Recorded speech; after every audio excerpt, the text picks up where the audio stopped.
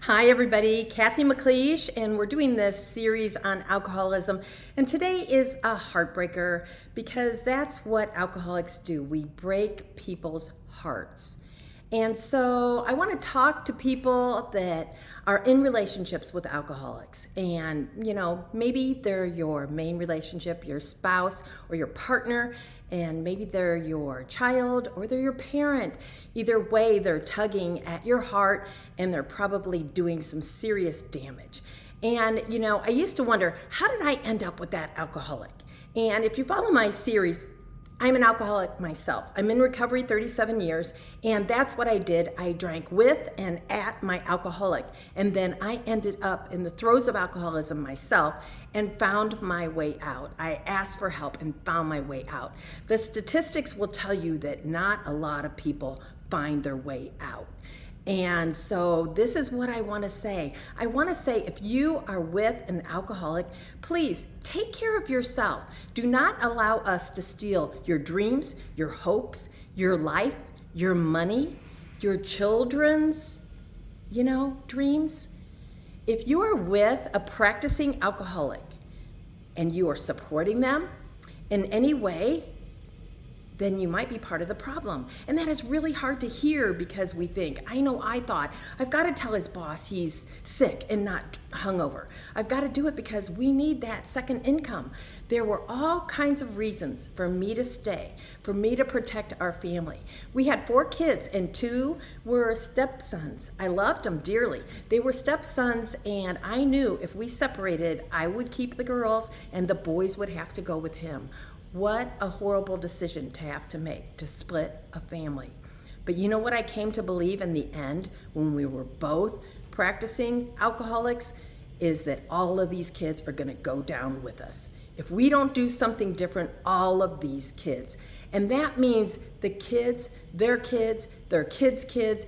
I'm going to make a generational decision, a decision that affects generations, either for the good or for the bad.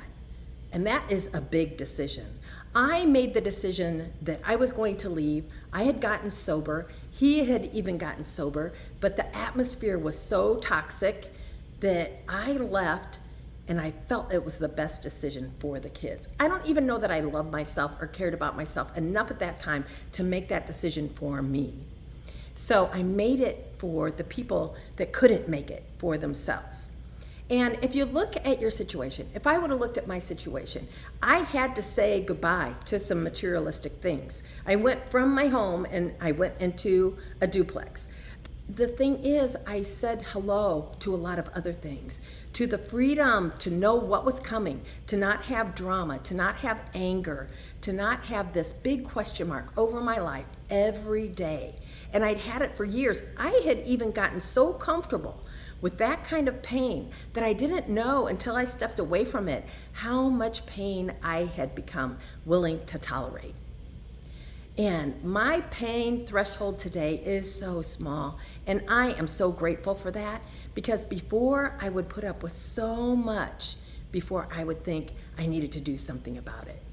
Now, alcoholics, we just make the world one big cloud, and it's hard to see the truth about anything, because I came into the relationship being a drinker, but not a heavy drinker. And then I became a heavy drinker, and then I started to drink at that alcoholic. So I'm not blaming that on him. My alcoholism is my alcoholism, and I had to take care of it. I still take care of it today. But I will guess that if someone isn't drinking at an alcoholic, they're doing something else. They're doing something else that compromises who they are and the values that they had before they got in that situation. And in the end, I didn't even like myself. I was a shell of the person I used to be. I had given up friends. I had given up talents. I had given up hobbies. I had given up so much of myself. I was bitter. I was angry. I was even mad at God. I was mad at my family. I had very few relationships that were operating on a really healthy level, because that's what alcoholism does to family life. It does it to extended family life. So if you are in a situation with an alcoholic, can you check yourself? Are you paying for the alcohol? Are you paying for anything that traces back to their bad decisions. Court costs, urine tests. Are you compromised because of a DUI? Are you compromised because they can't work the job they worked last year because something has changed? Are you compromised because you're a parent and they're living in your basement? One of the things that I will tell you about this alcoholic is if I didn't pay a price, nothing was going to change. If I didn't pay a price, why would I change? I wouldn't. And so if you are robbing somebody of their experience, of their consequences of their own drinking, you're paying their price for them. And why would they change? So these things are hard to hear. They're even harder to act on. But what I needed to do when I was in this situation is I needed to look into the future. And if nothing changed, in fact, in alcoholism, a practicing alcoholic in that scenario, things get worse. So if nothing changed, my future was going to be my past. What I had to look forward to was going to be already where I'd been, which I hated, only worse. So I had to make a decision. And those decisions are difficult decisions, but I would be the first to tell you when I got on the other side, it was almost instant relief. I had no idea how the alcoholic atmosphere was affecting me until I moved out of it. And that was for my own alcoholism and for my partners. So if you're in a relationship with an alcoholic, a practicing alcoholic, what are you compromising? Are you eating at their drinking? Are you spending money that you shouldn't be spending? I mean, I am not judging anybody because I have done it all. I went places I never thought I would go in order to pay that person back for the damage they were causing me in my life. When in reality, I was responsible for my own life.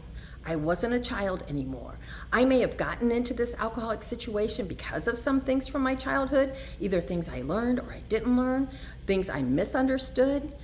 But once I was an adult, it was my responsibility, especially once I had other human beings leaning on me for the choices that I made. So subscribe to my channel, not for me, but for you, so that you can learn more, so that you can understand what you're up against and understand some of the choices that you can make for yourself. You are worth it. And if anything I can tell you is it is better on the other side. And sometimes when you give that alcoholic an ultimatum, and we don't do it for them, we do it for ourselves, they are forced to change. They could change totally and not come back to the relationship.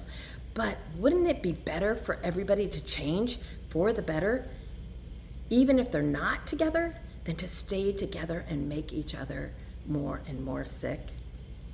Cathy McLeish, doing a series on alcoholism so that we can spread understanding and be a part of the solution so that alcoholism can no longer do the horrid damage that it does in individual lives, in couples' lives, and in families' lives. Thanks.